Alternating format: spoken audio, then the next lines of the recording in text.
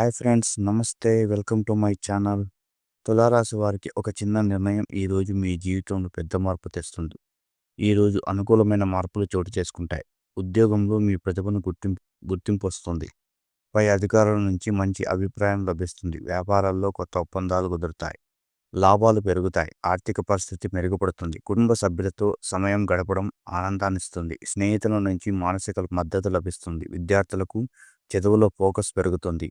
ఆరోగ్యం బాగుంటుంది, కానీ చిన్న అలసట తప్పదు. మీ చురుకుతనం, ఆత్మవిశ్వాసం ఈరోజు బలంగా నిలుస్తాయి.